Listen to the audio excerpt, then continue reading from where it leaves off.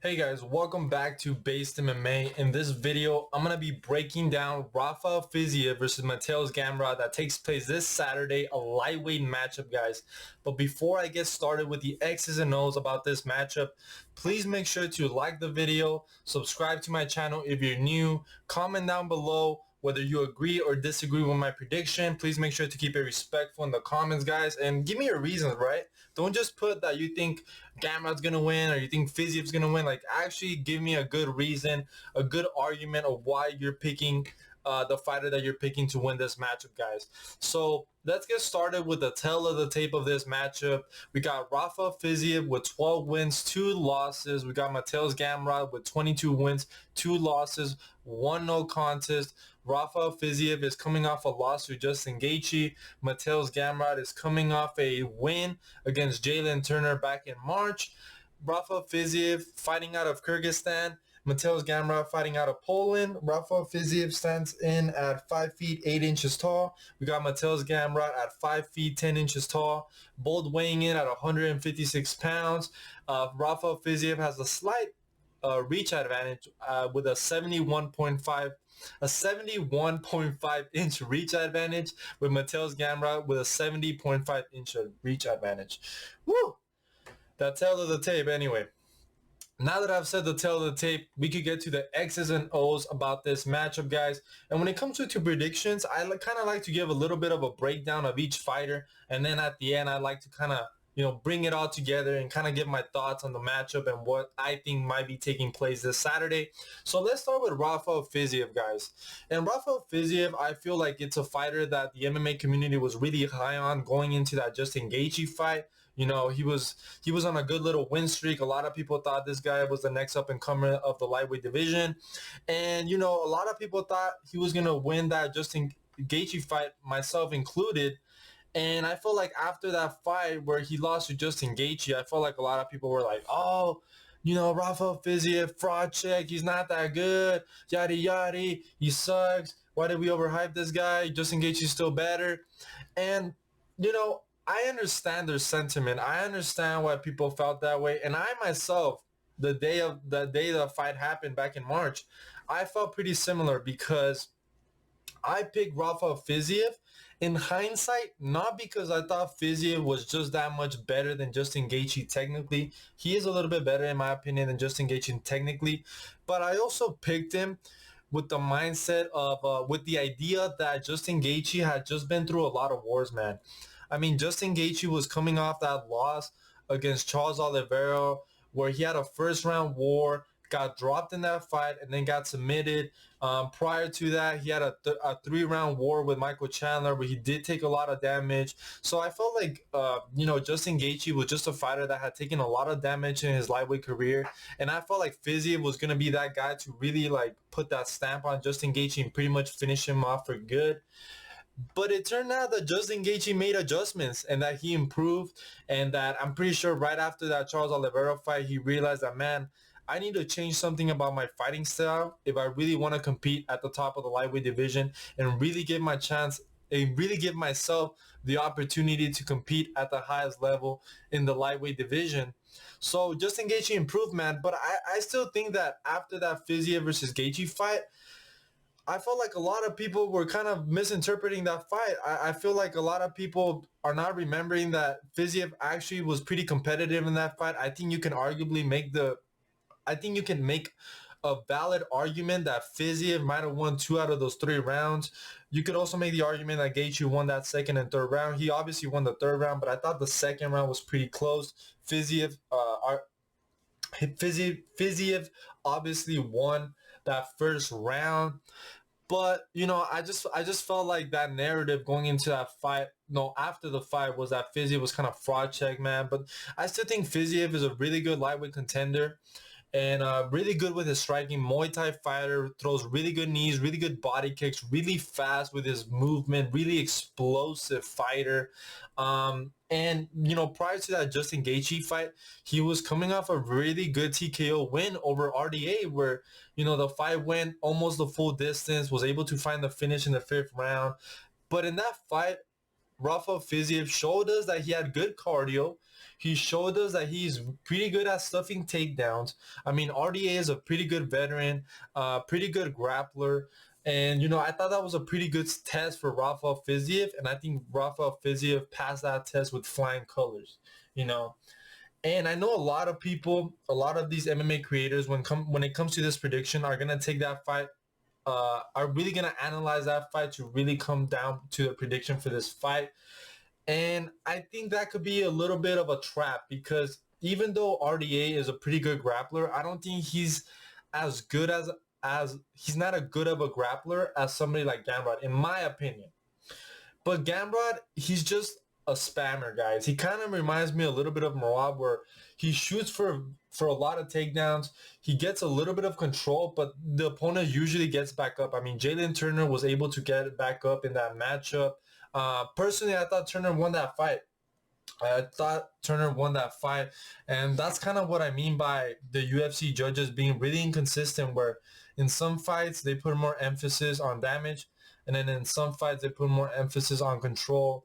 And that was one of those fights where I felt like Turner had done enough damage to Gamrot to win the fight. But I mean, you could also make the argument that Gamrot did land a lot of takedowns and was able to control some of that rounds, a good portion of those rounds. So I could see how he could get the win. And then prior to that, he lost to Benio Dariush pretty convincingly, man. Benio Dariush didn't have any problem. Like, he was able to stuff the takedown, was able to win a lot of the grappling exchanges. And on the feet, just Benio Dariush had a lot more power, was landing really good body kicks on Gamrot. I mean, a lot of fighters land a lot of good body kicks on Gamrot.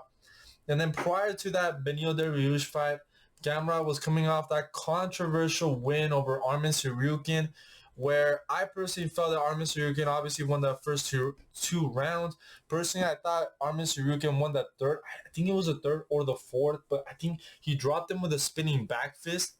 And I thought Arman Tsarukyan had won that fight, but no, the judges gave it to Mateusz Gamrot because he was able to land a couple of takedowns to get a couple of control.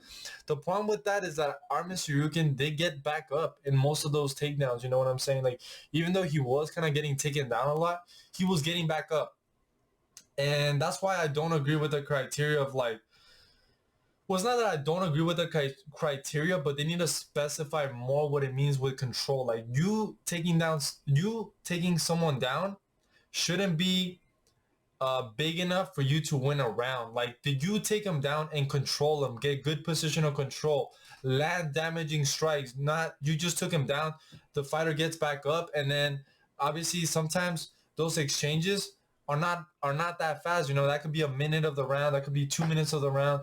Are they really gonna give the round to that guy just because of that, even if the other fighter landing the better strikes on the feet?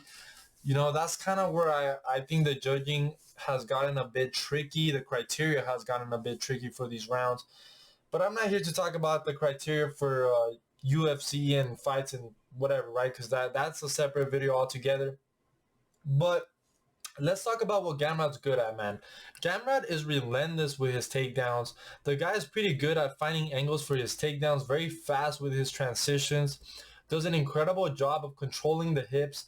But Gamrot does get dropped in every fight. That's something we need to consider. But he does a pretty good job of, once he gets dropped, he goes right into shooting a single leg or going for a takedown right away. So Gamrot is a pretty durable fighter. He has pretty good cardio because even when he gets dropped, he doesn't get hurt bad enough for him to like be completely out. Even when he gets dropped, he still finds a way to get a takedown or, to kind of survive on the ground. And I mean, he got dropped by Dariush, he got dropped by Arman Tsarukyan, he got dropped by Jalen Turner. So that's kind of the X's and O's about Gamrot. Pretty good grappler. When it comes to his striking, I would give him like a C. I think he has passable striking, not terrible striking. I think he gets a lot of hate when it comes to his striking. He's not that bad, guys. He's not that bad. Obviously not to the level of these top lightweight strikers, but I still think his striking is decent. It's decent, you know what I'm saying? But now let's talk about the matchup itself. Let's talk about this matchup. Obviously, Fiziev has the advantage on the feet. And there's no question about it. Fiziev has the advantage on the feet. Gamrot, obviously, probably the better offensive grappler. Now, when it comes to this fight, I do believe that Gamrot is a lot better at wrestling and grappling than any of Fiziev's past opponents. Now, the question coming into this fight, the question that will need to be answered is, will Fiziev be able to defend the takedowns? And will he be able to damage and hurt Gamrot before Gamrot starts to gain momentum in the later rounds? I do personally feel that Gamrot is going to get momentum in the later rounds if the fight goes that long. I think that even though Fiziev is most likely going to be able to defend the takedowns at the beginning of the fight, I think that as the fight goes on, I could see Gamrot start to maybe steal some of those rounds with grappling, hold him against the fence, maybe take him down, control him there. Maybe if Rafael Fiziev is going to be a little bit more tired in those later rounds and it's not going to be as easy for him to get back up, because we've seen Rafael Fiziev gas out in fights. You know what I'm saying? Not completely gas out, but he slows down significantly from those first rounds. So I feel like if Fiziev is not really able to really hurt Gamrot in those first couple rounds and really like hurt him, I think it could get pretty bad for Fiziev, and I could see Gamrot maybe winning a decision. But I think Fiziev is going to land pretty good body kicks. He's really fast with those body kicks, man. Even though Gamrot does like to catch those body kicks and kind of use that to take the opponents down. We saw that with Armin Tsarukyan, where he caught some of the Armin Tsarukyan's body kicks, but he wasn't really able to use that to take down Armin Tsarukyan because Armin Tsarukyan had pretty good balance. But I think Fiziev just has he has way better hands and way better Muay Thai striking than Armin Tsarukyan. I know Armin Tsarukyan has pretty good leg kicks, but when it comes to his hands, I don't think Armin Tsarukyan is as good as somebody as Fiziev. So I think Fiziev just has a power advantage. And I think he's gonna be able to stuff the takedowns. And my prediction for this fight, guys, is that Fiziev is gonna be able to TKO Gamrot, and I think he's gonna TKO him in the third round. I think this fight is actually gonna go. I think he's gonna be able to line pretty good strikes in the very first two rounds. Gonna find investment shots, but as the fight goes on, I think Gamrot is really gonna be hurt by those investment shots, those body shots, those shots to the body, and Fiziev is gonna be able to find a finish. What else? I think that maybe Gamrot will secure a couple of takedowns, but Fiziev will be able to get back up, and I think at the beginning of the rounds he's going to be able to land enough shots for him to still get the round. So that's kind of my prediction and breakdown for this fight.